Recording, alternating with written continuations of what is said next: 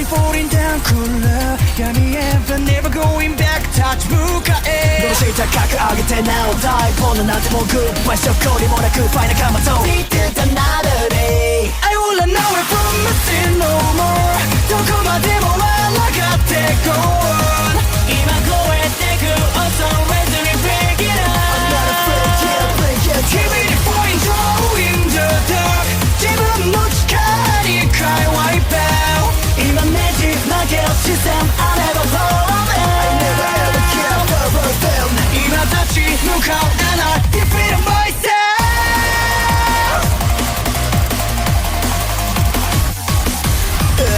I got ghosts, keep myself safe from back foot I got ghosts, keep myself see a suspect Time away from me, stop my shadow Smoke, let us set my tongue on a surface I could Nobody knows, cause I can't flow Live fast for the Hello YouTube, I'm back again with another video. This is a rant I was actually wanting to do for like several months. It just came across my mind. This is definitely inspired by me, like from what I've like thought about throughout my childhood, as well as of course my opinions through brought this to my attention. And I just don't understand this trend where people try to compare anime universes to Dragon Ball Z. And I'm not, when I mean like what I mean like ratings, I'm not talking about like entertainment wise, I'm talking about strength wise. And let's be real, there's really no competition with Dragon Ball Z. The only very few contenders that I know are like JoJo's Bizarre Adventure, One Punch Man, and Nanatsu no Taizai. So let me explain why. I don't want to spoil anything. So let me start off with JoJo's Bizarre Adventure. There's like at least a couple, but let's not include Superman. I'm not saying that can outright beat any of the characters from Dragon Ball Z or like Dragon Ball Super. I'm talking about like Dragon Ball Z series in general. But I feel like they might be able to contend in a fight against them. If Goku decides to be generous and lower his strength, then it could be something to watch that may one of them may be able to put their hands on or be able to actually do some damage to one of the Z fighters or the characters from the Dragon Ball Z series. And I would name some. It's only a couple. It would most likely be Jotaro and Giorno, simply because of like the power scaling of the stand as well as the stand use. Depending how strong a stand can be, can actually make a huge difference in a battle, regardless like how big the outcome is or how overwhelming the opponent is. Depending how good they are in a matchup and what, like, if they manage to find the weakness of their opponent or their opponent has no clue how their stand works, then yeah, they might actually cause some of the Z fighters or some of the Dragon Ball characters issues. Because it's not just about how, it's not only just how, of course, strength does matter the most in Dragon Ball Z, but it's also how much but can you be against how much you can be able to outwit the opponent, how much you can outwit the fighter, like so you can increase your chances of survival. But in Dragon Ball, they just literally just blow up a planet, detect them, teleport, whatever, fly, and from there one-shot them. Because they again, you have to be able to like literally keep up with the characters from Dragon Ball. It's not just intelligent wise, but speed wise. So I still believe that the Z fighters, the Dragon Ball characters, outright destroy them in one hit, even if they may get confused in the moment, or they may get caught up in a trap, or like they caught them off guard. Eventually, if one mistake can actually cost them their life at the end of the day, you guys. Though I do want to say about One Punch Man, there are very few that can actually compete with the Dragon Ball Z characters, as well as Dragon Ball characters, Z fighters. I will definitely include Monster Girl, but he hasn't been introduced to the anime besides the manga. But I know for a fact these two characters like Saitama and Boros, Lord Boros from One Punch Man, definitely have a chance at competing with the Dragon Ball characters. The reason why I said that, because they're literally planetary level. You'll be surprised, and I don't want to hate for those who haven't watched One Punch Man. Both Lord Boros and Saitama can breathe outer space, and it's proven that although Saitama's called One Punch Man, he can do that to the majority of his opponents, but it doesn't work on a lot of his challengers. They're actually, and he's always expecting a challenge. He's hoping someone can actually withstand his hits. So whenever he's up against a very like challenging like character, one who's very determined, strong, who's capable of like enduring like his strength, his punches. If anything, he is happy to face amongst those type of characters, to have that type of opponent, because it makes it worthy of a fight, and that's what Saitama is looking forward to. And although the only thing is, though, the disadvantage they might have is they can't fly. They can't. I'm pretty sure. I wouldn't count his Lord Boros' powers as Kai. He can use energy as well as blasts. I'm pretty sure of that. But there's a flaw with Saitama. If he was ever to be in the Dragon Ball universe, he mostly has to find a way to actually blast his opponent and find a way to like catch up with him. If he doesn't have the ability to fly or glide or shoot or blast from his arm, through his mouth, whatever, that's the only chance he can. And again, I'm not saying he won't be able to deal some damage, because it's so that he can actually have a chance to get up close. So if they notice how much of a threat Saitama is, all they have to do is fly away and shoot from a distance. But he can be able to keep up, just depending on the momentum and speed.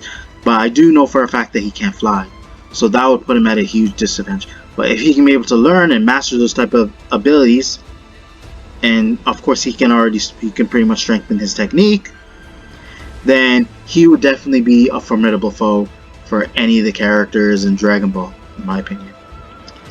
But he could definitely contend to Goku, but I don't think he already beat him, because you got to think of just the lengths that Goku has went through, the amount of training that he's done, and the fact that he can teleport, as well as like he can be able to like transform any given moment, and which gives him like an overwhelming advantage, to the point where it's like, again, they're planetary level, where it's like even a character that might be planetary level doesn't even have a chance against Goku. But for the next is most likely, and I'm not saying they have a chance against the Dragon Ball Z or Dragon Ball characters, it would have to be Nanatsu no Taizai. The reason why I brought that up, because some people may find it hard to believe, and you can look it up, there is like power scaling involved. Like they actually are able to like analyze how strong a character is, and that makes a huge difference. And that the same thing with Dragon Ball Z. The seven deadly sins, they're able to tell whether a foe is strong, and then by doing that, they're trying to find ways to be able to determine how strong they are by doing immense, massive training. So if they can, and they have also incredible strength. So if they feel they need to be as strong as possible, they're going to look for the quickest way to train and to get stronger faster. So although again they are lacking the abilities like Kai, flying, some of the characters can fly, but still does not compare to Dragon Ball Z. But being able to analyze a person's strength, or like their power scaling, but in Dragon Ball Z is considered power level, makes a huge difference. You don't understand that, you guys. You need to realize, because that not only does it let them tell how strong a person is, that makes them fully be aware how much stronger they have to get in order to surpass that character, in order to surpass their opponent. So it may take massive, immense training, but then they're gonna find ways to get stronger a lot more quicker in a short amount of time, depending on the outcome, depending on the type of drill training they have to do in order to be able to be on equal footing with the threat, in order to like pose as a threat and be powerful enough to ensure that they can keep up with those characters. But also, due to the fact that they are abnormal, they're not entirely human, of course that makes a huge difference. Humans can never be able to keep up with like again, hybrid creatures or mutants or whatever, or those or that are gifted. It'll take a lot more time, even though a human definitely has massive amount of limits. They'll try to go past it, but it won't be enough for them to strive and keep up with the other fighters.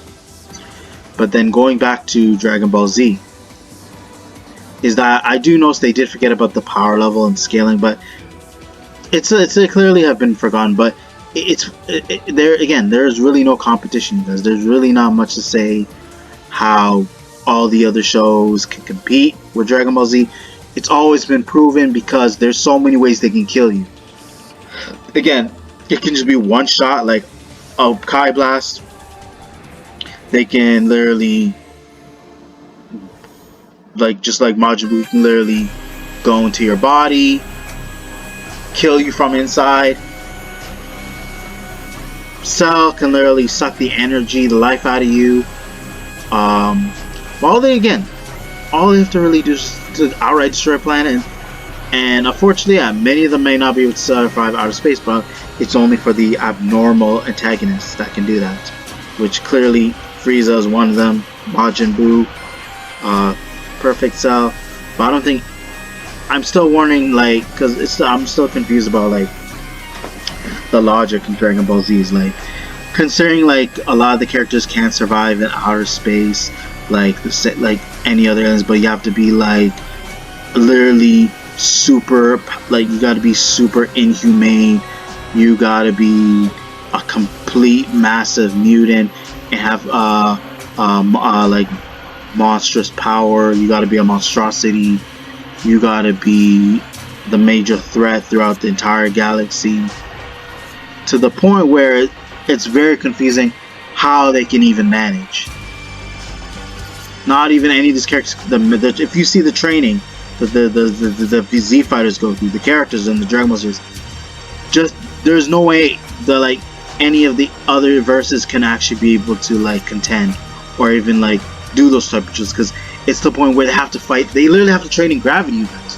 That's one thing that's never been really brought up throughout the other shows. How much that plays a part in their strength is the amount, how much they lasted, and the fact they had to go through all that trouble. They have to go through a lot of struggles. They had to be able to pull through, fight through different dimensions, fight through different planets, train through gravity to get to where they are right now. But the thing is with Dragon Ball is that